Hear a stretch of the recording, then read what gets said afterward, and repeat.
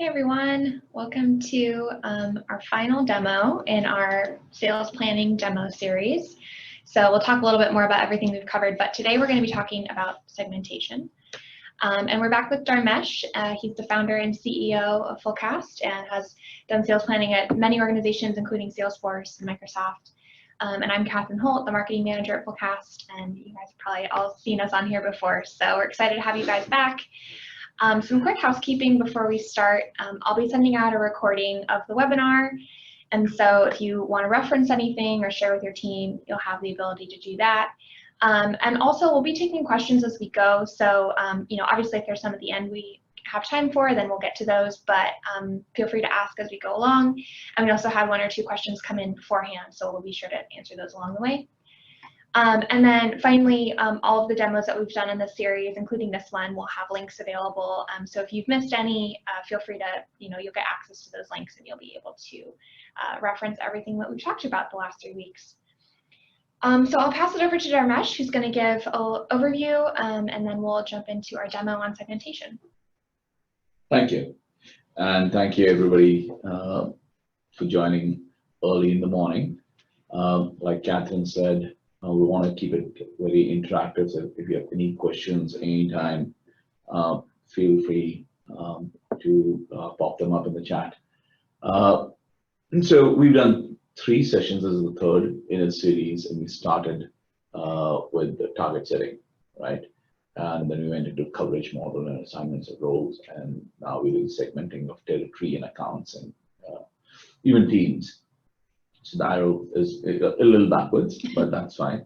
The idea here is that all these 3 aspects are interrelated, right? We generally set territories, we put accounts into those territories, then we assign people to those territories or teams, and then we set targets. And so today we will start with the first one, which is setting territories targets. Let me share my desktop. Okay. Where's my screen? Okay, I'll share my screen and. All right. Here, yeah. So,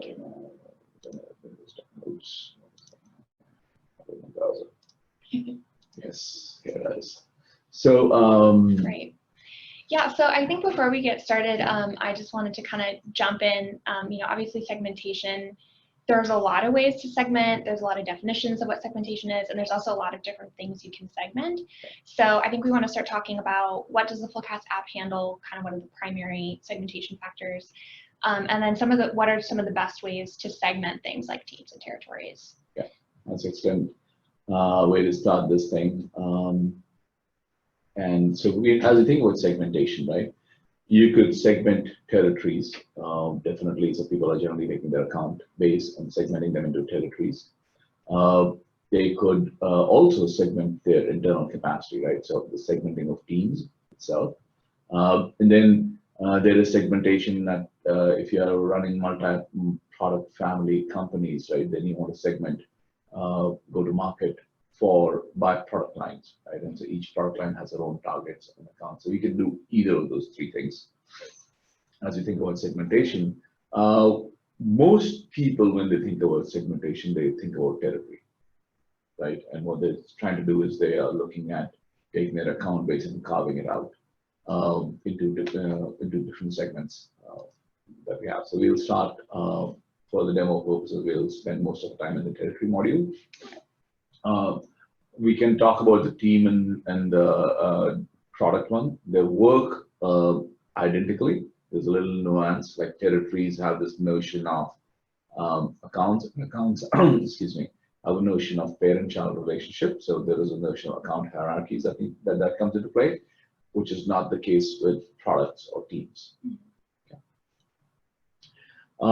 So this is the Fullcast app, where when you click on segmentation, this is where you land, right? And the few things that you see right up front is you're seeing a view out here, which is proposed. And the notion out here is you have a current go-to-market plan, and you segmented people in that plan. And what you're doing is you're proposing alternatives or alternative options to sort of see, how you can craft segmentation. And when you do that, you're looking at a set of metrics to segment, right? And what you think those metrics could be anything, right? So companies will say, what are the metrics that I want to segment with? You can choose any metric that matters to you. This is a totally customizable list that we can pull in. But these are the kind of metrics that we have at this point of time, right? I can look at win rate, I can look at velocity, I can look at open pipe, number of activities, any of those metrics that you'll use. So in this case, you pick up some metrics, and here the goal is you can see any of these metrics quickly, right? And you can see fiscal year, trailing 12 months, the metric should refresh itself while you're planning. And you essentially are defaulted into a grid view, right? And we've taken this grid view approach because a lot of people have traditionally been doing this in Excel. And from a user interface perspective, our goal is to make it look as close to Excel as possible. So we start with a few options right here, much like Excel, you can pick column choosers. And so what we're doing in this scenario is we are actually bringing data from Salesforce. Right, so all your account data from Salesforce, plus we could bring data from other sources as well. So when you're doing segmentation, you need data from Salesforce plus any other systems. So you bring them all together, and you can pick fields and columns that matter to you, and drag and drop and sort it out here. Everything you can do that you can do in Excel, you can do it over here. If you want, you can also export all the data into Excel and play with that offline. But where it gets really interesting and why this becomes valuable compared to an Excel is the moment you export something out from Salesforce into Excel, you are now working out of asynchronous data. It's a point in time data, right? And things that continue to change. And so taking the Fullcast platform approach, what we do is, because this is connected to Salesforce, all the data that you see over here is near real time.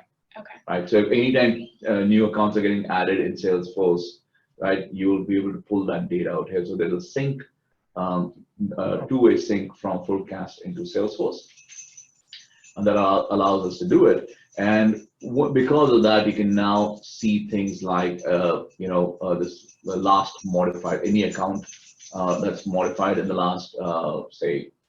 You can pick a time like 24 hours, 48 hours, 72 hours. It will show up here, okay. Right? And what will happen is you'll see those accounts as accounts that have been added, and you can make some decisions to move those things around. Okay, great. And Heather asked, outside of Salesforce, what other apps or tech do you integrate with? So we have an ETL in the back end, so you can go against Salesforce, you can go after against financial systems or even HR systems. So depending, we can go to all those things. HR systems data is required more for teams, but financial and the Salesforce system is required for territory planning. Okay, so it's just Salesforce as the CRM. Salesforce, Dynamics, Excel sheets, okay, right? So any source. Okay. So we are not bound by any source. Okay. As long as you can export it, we'll be able to do that. Okay. Right. We have these functions. Great question. Okay. This is essentially the balancer view. Out here, then, what you see a list of all the accounts, and you can actually choose to filter all those. So essentially, you'll see over here that it's showing you 1,000 of 74,000 accounts, and the idea here is not to inundate the system with a whole lot of accounts. You bring the accounts on demand. But when those accounts come in, you can also see, I want to see only parent accounts, right? I don't want to see all the accounts. So we will actually be able to reflect all the accounts in the based on the parent-child relationship as well, right? So you can go in and look at that. And then, of course, like Excel, you can actually search for an account, right? Standard search fields. You can sort and filter and drag and drop accounts. I want to look at accounts only by my parent name.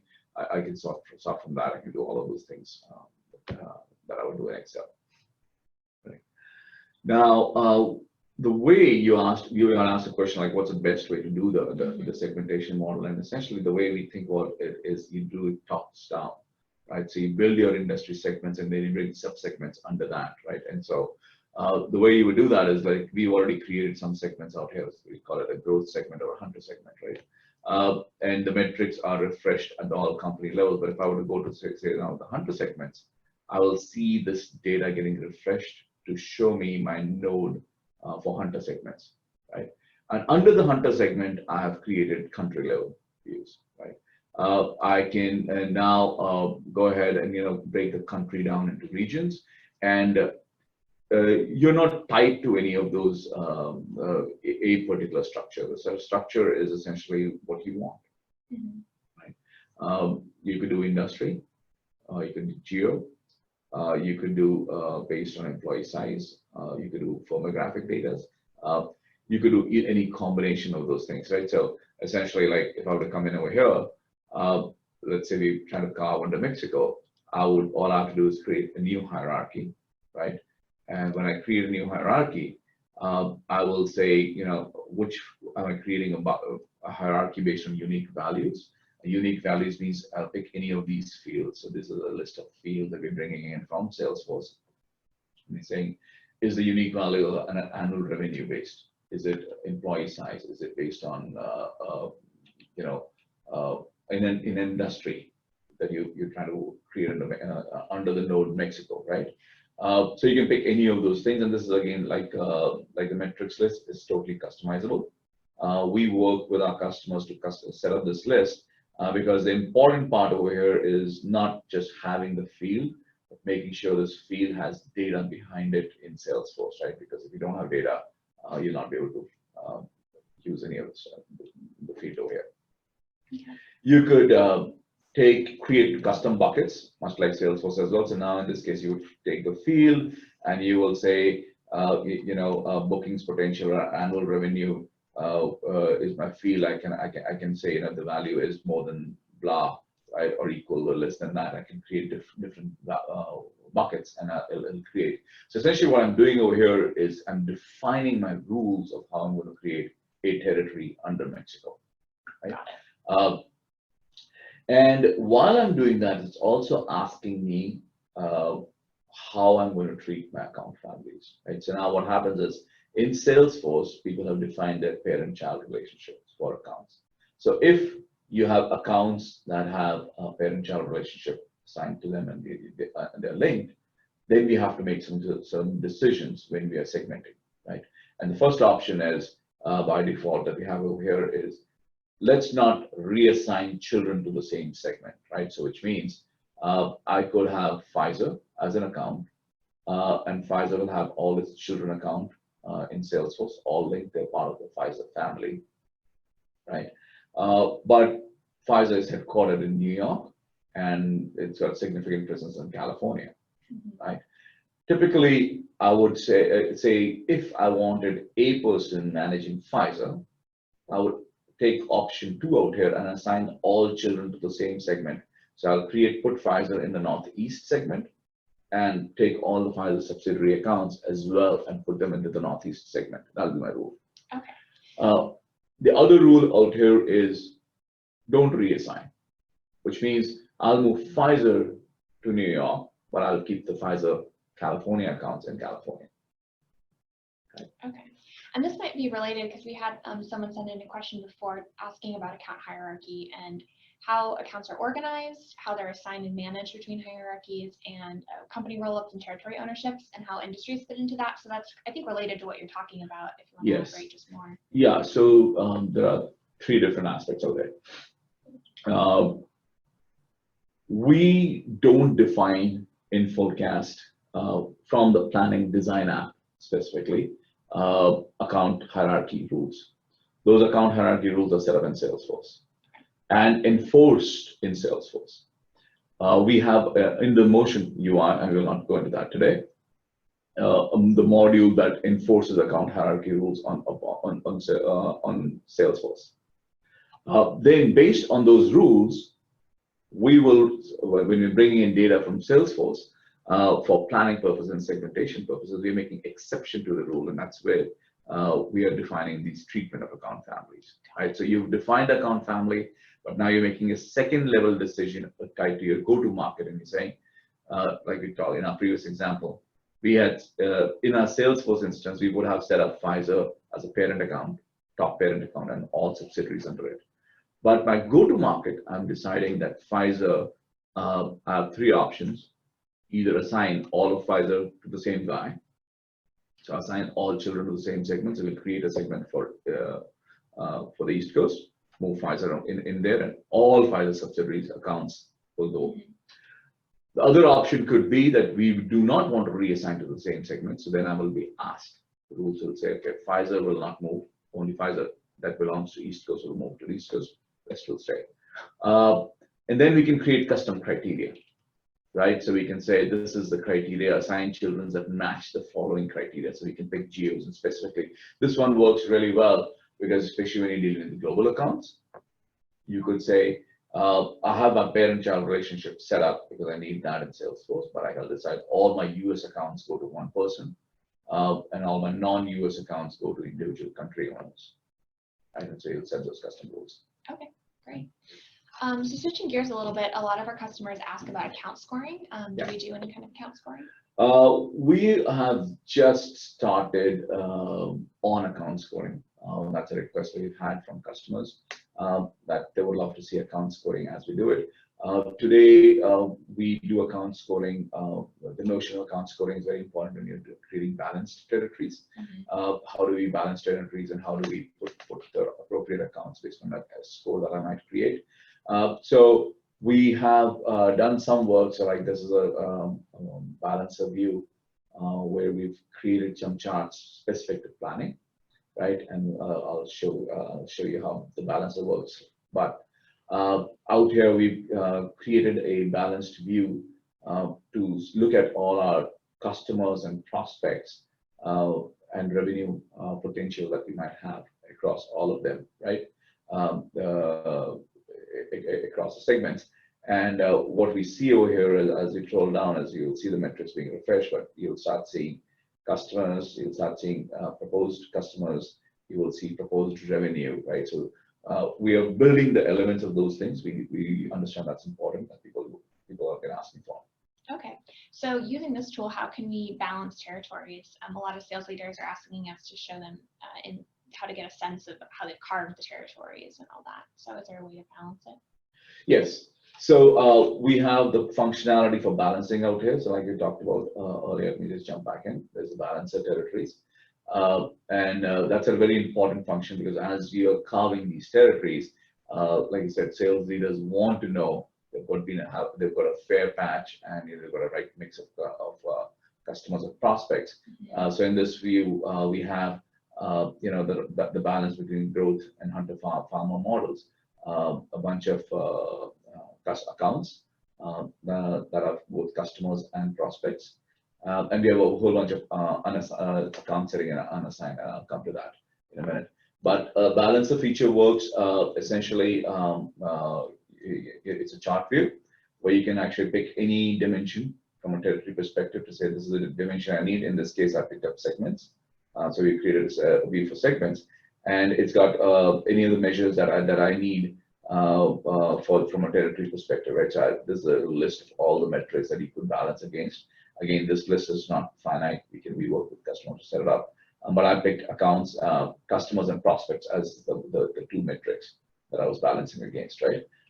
And so you can plot it out here, and you get a balanced view. So now, as I scroll down, like I said, I will continue to see what my current mix of customers and prospect is in that territory.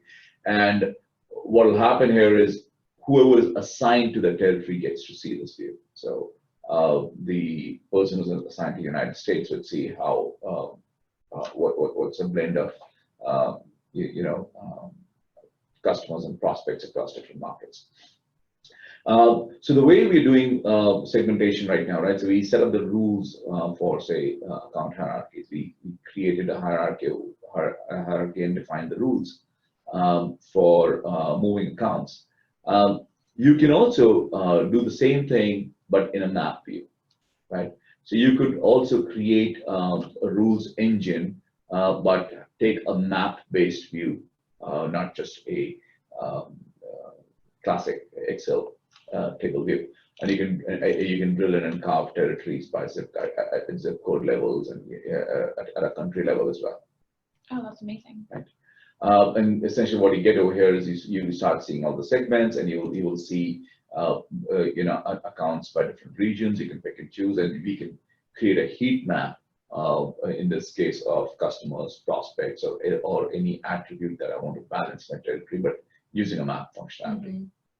Right. Yeah, that's great visualization, especially if you're working with really big sales teams. You're covering a lot of ground. You can get really targeted with, yes. Where they're we've seen that people asking about 5 digits of code levels. They want to have that. So they want to know the propensity to buy, right? How many customers, how many accounts, so all of that is in one place. Then, so as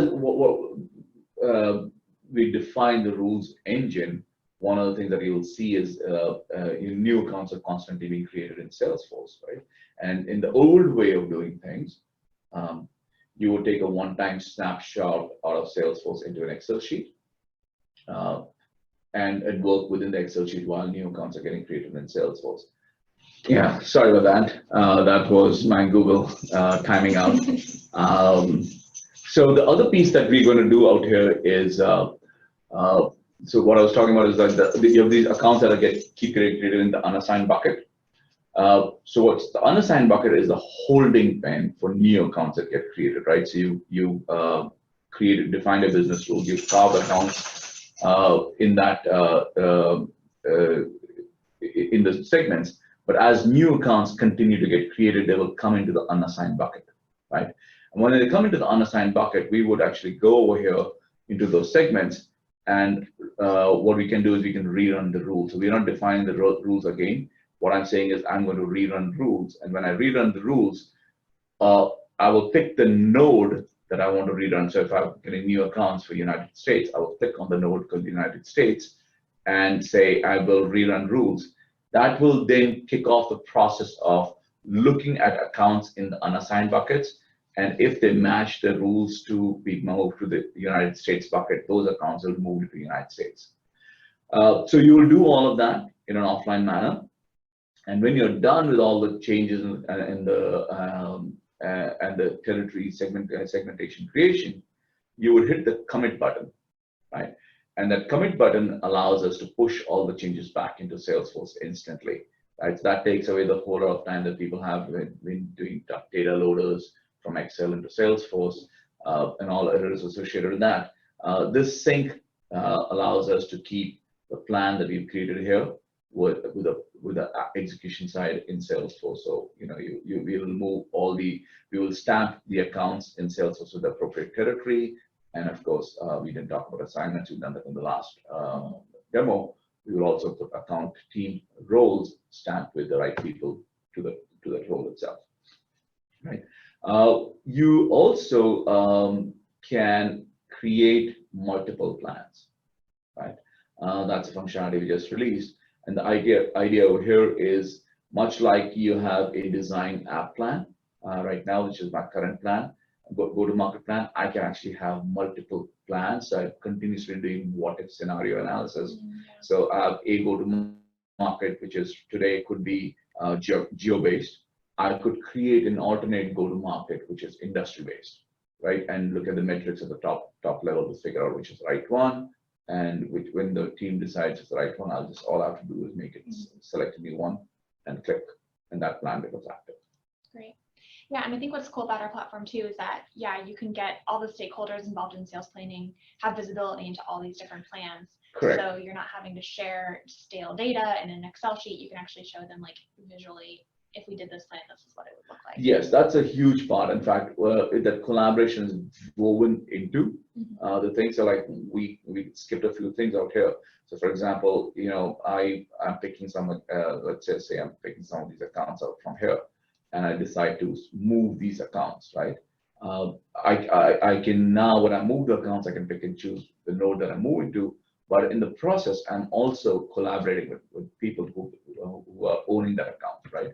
Because they want to know why the account's moving, so I can actually talk to them. I can leave notes. for those accounts right here. They can give me inputs that they're moving the accounts because maybe the field that I used was the wrong one. There's also the notion of collaboration built in as a chat functionality. So this is different and it's super important to have it separate from, say, your regular Slack channel or email, because you're talking about plans and people are sensitive about these plans. Right. So you only want to have people who are involved in the planning process at that point seeing the data, right? Because it's future impacting. So you'll be able to collaborate and capture those assumptions that have been made for segmentation as part of that planning process. Right. Yeah. So you kind of have like a history of all the different comments and conversations around the plan tied to that plan in the moment. Correct. So. Absolutely. Great. Well, we are coming up on time, so I want to give us a minute just to kind of recap everything that Fullcast does, so I can hop back to my PowerPoint. Sure. Stop sharing. And, yeah, and obviously segmentation is a really complicated topic. So if anyone has more questions about it, we'd be happy to kind of talk more specifically about, how we can help you. But yeah, so this is kind of an overview of our platform offering. I'll let Darmesh. Yeah, so we've been through a lot in these half-an-hour sessions, but essentially this was a view that it's a honeycomb view of like what is in the platform and how they all relate together, right? So we've talked about segmentation today, or territory segmentation specifically, but just the way territory works, team and product works the same way as well. The only thing is team and products don't have the notion of account family, but teams will have the notion of, geos and roles. Products will have their own product family view. We talked with Bala in the last sessions around role design. So the idea about how do we design the roles, how do we track roles, how do we manage the ongoing movement of roles, and how do we track coverage gaps, right? So one of the things is now we set up these territories. We also want to track coverage gaps, right? Where you have an SC, where you have an inactive assignment, right? So you do all those things out here. And in the first one that we talked about target setting, right? So we have the territory designed, we have the roles designed, we are now assigning people into those territories, and we're setting targets on them, right? Metrics is all the metrics in the dashboards under the rhythm functionality that we talked about, but they're more tied to planning. And underlying all this is the policy engine, right? So like we saw right now in segmentation, we're defining policies for segmentation. We have an entire policy engine in the back end for even enforcing rules like account hierarchy and routing and DDU, right? And so all those are core parts of policies that need to be in place so that we can segment, right? If you have duplicate accounts, segmentation becomes really hard. So you want to enforce rules of governance on Salesforce that we call as policies. Great. Awesome. Well, thank you so much, Darmesh, for your time with us today. And for everyone who stayed on, that's amazing. We're glad to have you involved in these conversations. So obviously we want to help your business in any way that makes sense. So feel free to reach out to myself or Darmesh and schedule a more personalized demo with us, or just ask questions if this is something your team is struggling with. We have a lot of expertise and insight into these kinds of topics. So yeah, I'll be sending links to all of our different demos that we've done. So if you're interested in any one particular topic, let us know. And we'd love to hear what you find most interesting and most valuable as we continue to do more webinars and demos. So thanks everyone, and thanks again, Darmesh. Thank you. All right.